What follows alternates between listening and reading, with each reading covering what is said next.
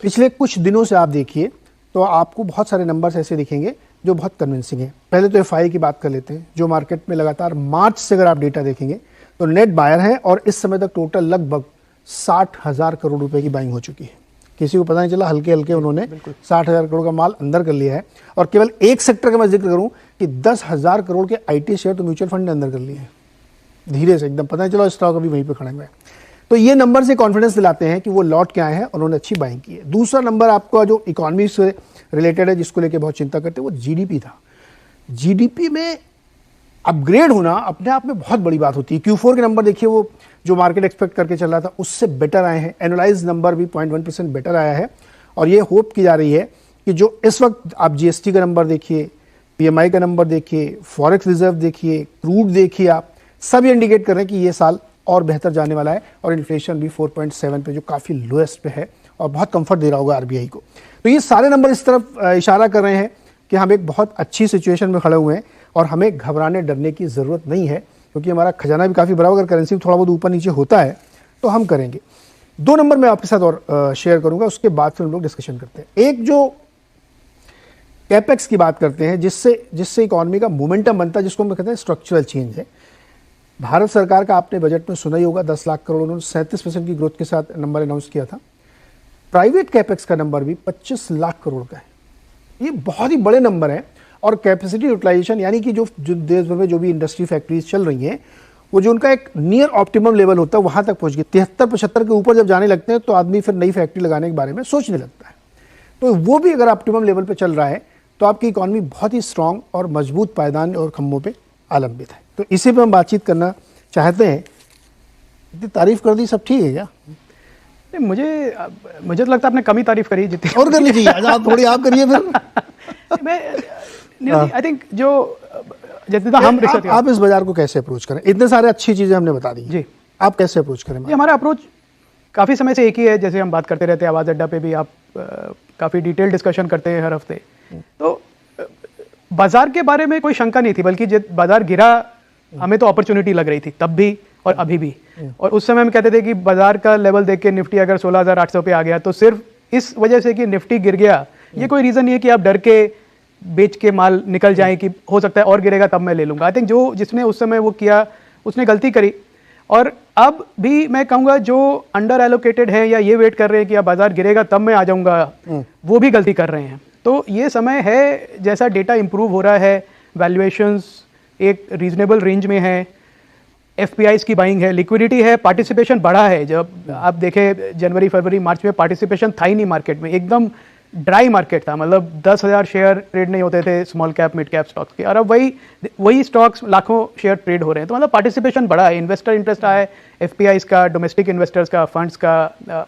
तो हर तरह से मैं देखूं तो मुझे तो अपॉर्चुनिटी दिख रही है यहाँ से। अब कोई कहे कि 18,600 के लेवल से अब कितना और दम है मार्केट में, मेरा पर्सनली जो हमारा एनालिसिस है, हमको लगता है कि अगले 12 महीने में 20,000 का टारगेट निफ्टी पे कोई बड़ी बात नहीं है। अगर अर्निंग्स इंप्रूव होती रही तो वैल्यूएशंस काफ़ी सेंसिबल रेंज में है, और मुझे लगता है अर्निंग्स अपग्रेड होंगी। जो करंट बिजनेस वेलोसिटी है, जैसे हम लोकल बिजनेसमैन से बात करते हैं, ट्रेडर्स हैं, डिस्ट्रीब्यूटर्स हैं, सप्लायर्स हैं, सबका धंधा अच्छा चल रहा है, कोई कंप्लेन नहीं कर रहा है कि मेरे पास, बल्कि वर्किंग कैपिटल भी सबको मिल रही है। क्रेडिट ग्रोथ की आपने बात करी, क्रेडिट ग्रोथ इसलिए है क्योंकि जो काम करना चाह रहे हैं उनको बैंक से पैसा मिल रहा है, एनबीएफसी से पैसा मिल रहा है, ले रहे हैं, धंधा चल रहा है। तो ट्रेड वेलोसिटी अच्छी है, मनी वेलोसिटी अच्छी है, हर तरह से मुझे तो लग रहा है एक पर्पल पैच है जिसको कहते हैं इंडिया के लिए, जिसको इन्वेस्टर को पूरा फायदा उठाना चाहिए इस समय। कोई इसमें डर के या प्रॉफिट बुकिंग करके निकल जाए, वेट करें कि गिरेगा मार्केट तब आ जाए, मुझे लगता है वो एकदम गलती होगी अगर कोई ऐसा। मतलब इंडेक्स को ना देखेंगे, इंडेक्स को ना देखें, स्टॉक्स पे। इंडेक्स तो 50 स्टॉक का है। प्रॉब्लम है कि वो इंडेक्स का जो 50 स्टॉक्स है वो 60% मार्केट कैप उसमें घुसा हुआ है, पर उसके बाहर जो है स्टॉक्स, चलिए हजारों में नहीं तो कहें 500-600 स्टॉक्स भी ऐसे हैं जिनकी वैल्यूएशन अभी भी बहुत रीजनेबल है, बॉटम ऑफ साइकिल वैल्यूएशन पे है, 12 से 15 टाइम का पी मल्टीपल है, 20% का ग्रोथ गाइडेंस दे रहे हैं अगले 3 से 5 साल तक, बैलेंस शीट्स क्लीन है। तो उस पे अगर इन्वेस्टर्स फोकस करें तो मुझे लगता है कि अगले 3 साल 5 साल में अच्छी रिटर्न्स मिलेंगी। पंकज जी, क्या मार्केट को देखने का जो अप्रोच है आम इन्वेस्टर का, आम एनालिस्ट का, आम लोगों का, उसमें थोड़ा तब्दीली की ज़रूरत है क्या? कॉन्टेक्स्ट ये है कि जब हम ग्लोबल मार्केट के सेटअप की बात करते हैं या बड़ी बड़ी बातें करते हैं, नैरेटिव्स बनते हैं, तो उसमें बहुत सारे ऐसी चीज़ें आ जाती हैं जिससे इन्वेस्टर को थोड़ा सा डर लगने लगता है। लेकिन जैसा कि अभी अभय जी कह रहे हैं कि अगर आपने सही अप्रोच किया मार्केट को तो डेफिनेटली उसमें काफ़ी पैसे बन सकते हैं और बन रहे हैं रादर लोगों की। मैं नाम नहीं ले रहा हूँ, ऐसी कंपनी में देखिए एक महीने में 80% चली हुई है and there very good quality company.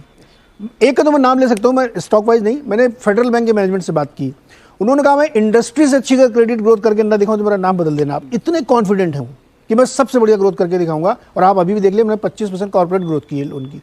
तो अगर इतना कॉन्फिडेंस है तो क्या अप्रोच हम लोगों का आम निवेशक का थोड़ा गड़बड़ा जाता है और फोमो फीलिंग हो रही है? पंकज जी। बिल्कुल नीरज जी, देखो नीरज जी, इसमें मैं इस तरह कहूंगा कि निवेशक को, इन्वेस्टर को चश्मा बदलना पड़ेगा, अपना नजरिया बदलना पड़ेगा मार्केट की तरफ। और नजरिए से मेरा मतलब है ही और she will have to look beyond 18,500 Nifty या 62,500 सेंसेक्स या 44,000 बैंक निफ्टी, उसके बियॉन्ड देखना पड़ेगा कि यह 500,000 रुपए 1,000 पॉइंट ऊपर हो गया, नीचे हो गया। एक जो चीज है कि जैसा कि हम हर एक बुलिश मार्केट में, हर एक बुलिश टाइम में जो 2-4 साल चलता है, हम ये देखते हैं कि सेक्टर्स बदल जाते हैं, स्टॉक्स बदल जाते हैं, and there are certain category of stock sectors जो कि बहुत अच्छे रिटर्न देते हैं। अगर हम अभी भी एक उस दायरे में अटके रहेंगे, जैसे कि Infosys, TCS, Sun Pharma, Lupin, Biocon, Cipla, I am just trying to name few stocks without any positive और नेगेटिव बायस टुवर्ड्स देम, तो शायद आदमी को या इन्वेस्टर को ऐसा लगेगा कि my portfolio has done nothing, हम कुछ नहीं कर पाए।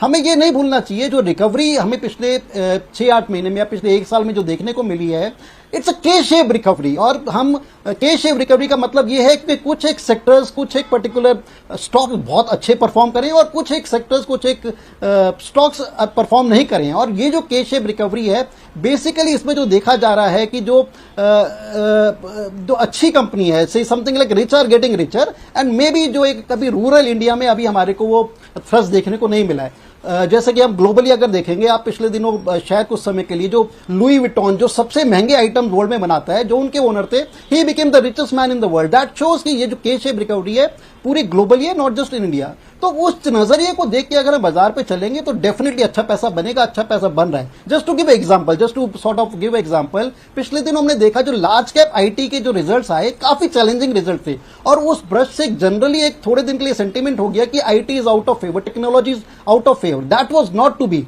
अगर आप मिड कैप टेक्नोलॉजी के अच्छे स्टॉक्स देखें, आप बियॉन्ड, आप Infosys, TCS, Wipro, HCL tech, उसके नीचे दायरे में जो टॉप के 10-15 मिड कैप कंपनीज हैं, उनमें देखिए तो कंपनीज में 30 से लेकर 70, 80, 90% के रिटर्न आए हैं पिछले 6 महीने में। So the thing is, you have to choose, you have to be relevant in the market, you have to be in the relevant sector, in the relevant stocks, और वो देखने बहुत मुश्किल नहीं है। अगर आप वही पुराने ढर्रे वाले स्टॉक्स में, ढर्रे वाले सेक्टर्स में अटके रहेंगे without trying to broaden your vision, broaden your environment, तो शायद आप पैसा नहीं बना पाएंगे। Year 2022 was year of plateau. I think कोई बहुत अच्छा पैसा नहीं बना पाया। बट 2023 जबकि FIIs have been back, government बड़ी एग्रेसिव होगी प्री इलेक्शन में, I think this is time to make money. पैसा बना भी है, और जो मिस आउट हो गई, ये ना सोचे कि मैं करेक्शन में नीचे एंटर करूंगा। I think it's still the right time to enter and make some more money. Pankaj ji कह रहे हैं चश्मा बदलने की जरूरत है, तो कौन वाला, दूर की नजर वाला ठीक करना चाहिए, नजदीक वाला?